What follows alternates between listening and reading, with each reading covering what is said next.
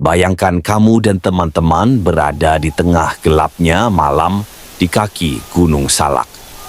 Suara serangga dan hembusan angin malam terdengar jelas, tapi entah kenapa, suasananya terasa berbeda. Udara seperti lebih berat, langkah kaki terasa seperti menginjak tanah yang menyimpan sesuatu. Malam itu mereka hanya ingin menguji nyali, tapi ternyata itu menjadi ritual terakhir bagi salah satu dari mereka.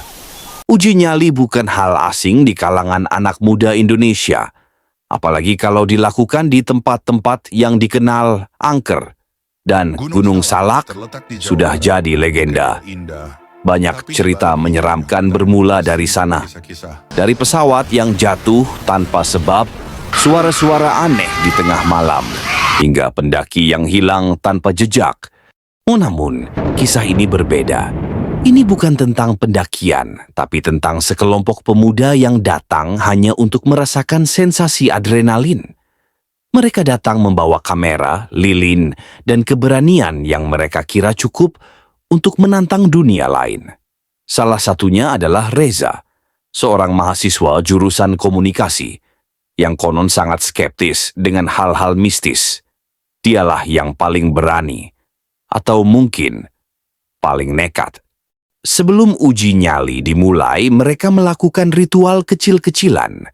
Meletakkan sesajen, membaca kalimat-kalimat tertentu dari internet, dan memilih satu orang untuk menyendiri di tengah hutan selama 15 menit.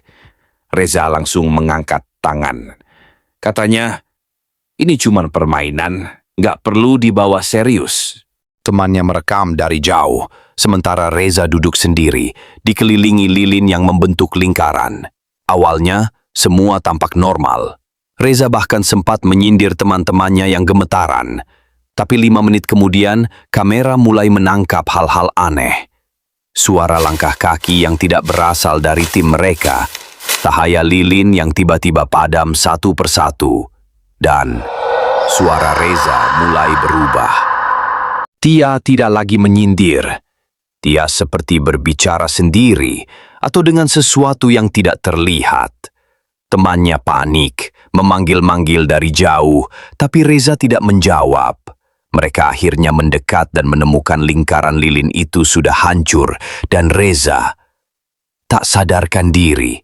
Tubuhnya kaku, matanya terbuka. Mereka segera membawanya turun gunung. Reza sempat sadar di perjalanan, tapi ucapannya mengerikan. Dia marah, katanya berulang-ulang. Aku udah masuk wilayahnya. Tidak jelas siapa dia yang dimaksud. Tapi yang pasti, Reza semakin lemah dan akhirnya menghembuskan napas terakhir beberapa jam setelah dibawa ke rumah sakit. Pihak medis tidak bisa memastikan penyebab kematiannya. Tidak ada luka, tidak ada tanda-tanda kekerasan, bahkan organ dalamnya normal. Tapi wajah Reza saat meninggal seperti sedang ketakutan. Sangat ketakutan. Sejak saat itu, kisah Reza menyebar cepat di kalangan pendaki dan pemburu uji nyali. Banyak yang percaya, Reza tidak sekadar mati karena syok, tapi karena sesuatu yang tak kasat mata, merasa wilayahnya telah diganggu. Setelah kejadian itu, beberapa tim dokumenter mencoba menyelidiki lokasi kejadian. Salah satunya mengaku mengalami hal yang sama. Suara-suara aneh, gangguan alat elektronik, bahkan anggota tim yang kesurupan. Anehnya, semua peralatan mereka tiba-tiba rusak di titik yang sama, di lokasi Reza duduk saat ritual. Komunitas spiritual setempat menyebut daerah itu sebagai pintu perlintasan, tempat makhluk dari dimensi lain melintas, terutama di malam-malam tertentu.